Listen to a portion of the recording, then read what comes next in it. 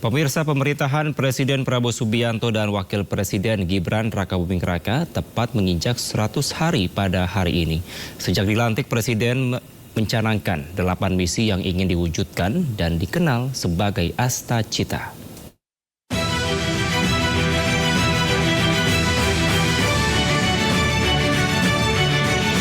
Sejak dilantik pada 20 Oktober 2024 sebagai Presiden, Prabowo Subianto bersama Wakil Presidennya Gibran Rakabuming Raka membuat sejumlah torehan sejarah tersendiri.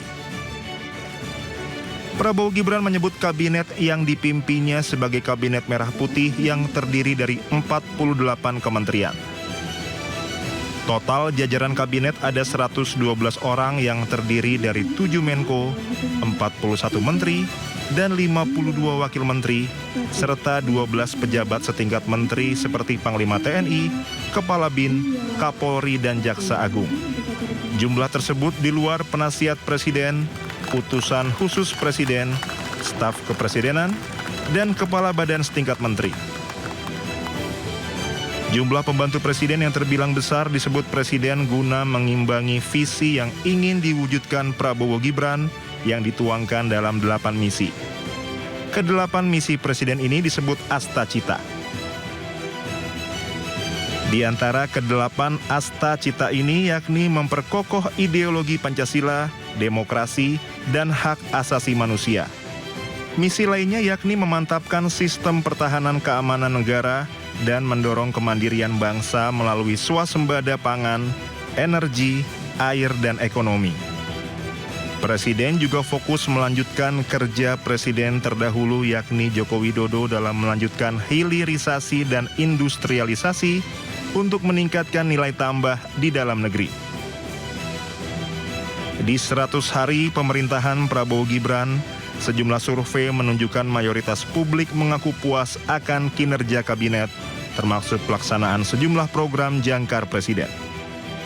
Publik berharap gebrakan positif di 100 hari kabinet ini terus berlanjut hingga akhir periode kepemimpinan. Program makan bergizi gratis menjadi program unggulan pemerintahan Prabowo Gibran yang diapresiasi oleh masyarakat. Namun tata kelola anggaran mendapatkan sorotan dari publik.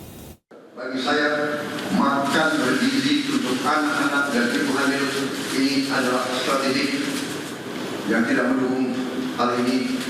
Silakan keluar dari pemerintah yang saya pilih. Program makan bergizi gratis menjadi program unggulan pemerintahan Prabowo Gibran.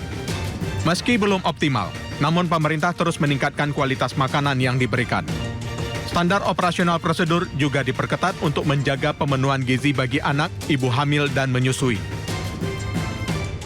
Selain program makan bergizi gratis, Lembaga Survei Indonesia DNIJA mencatat ada 9 program yang menjadi favorit masyarakat. Ke-9 program itu adalah makan bergizi gratis, rehabilitasi dan renovasi sekolah, serta swasembada pangan.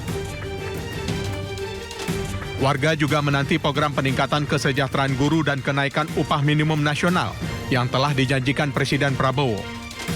Keanggotaan Indonesia dalam BRICS juga diapresiasi warga. Namun, hasil negatif juga diberikan publik terhadap sejumlah kebijakan yang diambil pemerintahan Prabowo. Usulan pilkada oleh DPRD mendapat skor minus 7,9. Pembentukan kabinet jumbo minus 6,8 dan penghapusan utang UMKM minus 5,7. Sementara itu, hasil yang berbeda diungkap oleh Center of Economic and Law Studies atau CELIOS.